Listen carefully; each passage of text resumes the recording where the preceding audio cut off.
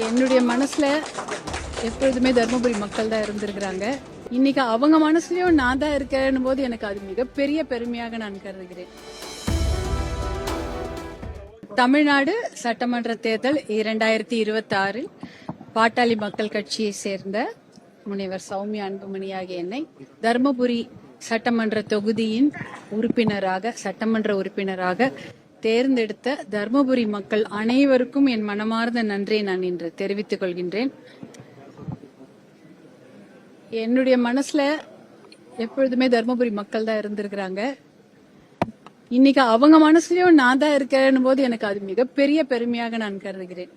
அவங்க மனசுலயும் சௌமியா அன்புமணி ஆகிய நான் இருக்கிறதால என்னை வெற்றி பெற வைத்த அத்தனை நல்ல உள்ளங்களுக்கும் என்னுடைய மனமார்ந்த நன்றியை நான் தெரிவித்துக் கொள்கின்றேன். அதே சமயம் இது ஒரு டீம் எஃபர்ட்.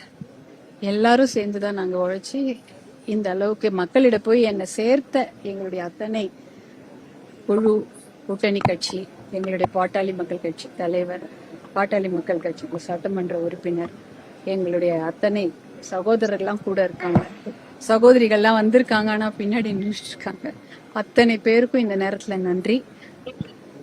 எங்களுடைய இது ஒரு வெற்றி, இது கட்சி வெற்றியாக மட்டுமல்ல, இது எங்களுடைய மகளிருக்கான வெற்றியாகவும் நான் பார்க்கின்றேன்.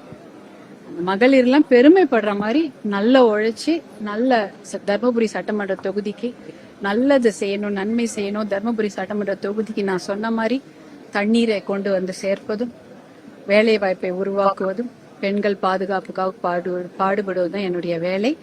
எல்லார் மகளிரும் என்னை பார்த்து பெருமைப்படுற அளவுக்கு அந்த உழைப்பை நான் கொடுக்கணும்னு நான் இன்னைக்கு உறுதியா இருக்கிறேன். எனக்காக இவ்வளோ பேர் வேலை செஞ்சாங்க. அவ்வளோ பேரும் நாங்க ஒருத்தர் தான் வெற்றின்னு அது ஒரு பேர் போட்டுக்கிறத விடவும் இத்தனை பேரும் இதுக்காக வேலை செஞ்சாங்க. அவர்கள் அனைவருக்கும் என்னுடைய மனமார்ந்த நன்றியை தெரிவித்துக் கொள்கின்றேன். இது ஒரு குழு முயற்சி, எல்லாரும் இருந்தோம். பாமக வெற்றி பெற்ற வேட்பாளர் டிவிக்கு போறதா சொல்லி சமூக வலைத்தளங்கள்ல பரவிடுது. அது நான் இந்த சட்டமன்ற தொகுதியோட வேட்பாளர், இந்த தொகுதி சட்டமன்ற உறுப்பினர் தான். அது கட்சி தலைவர் மருத்துவர் அன்புமணி அவர்கள் நீங்க சொல்லுவாங்க.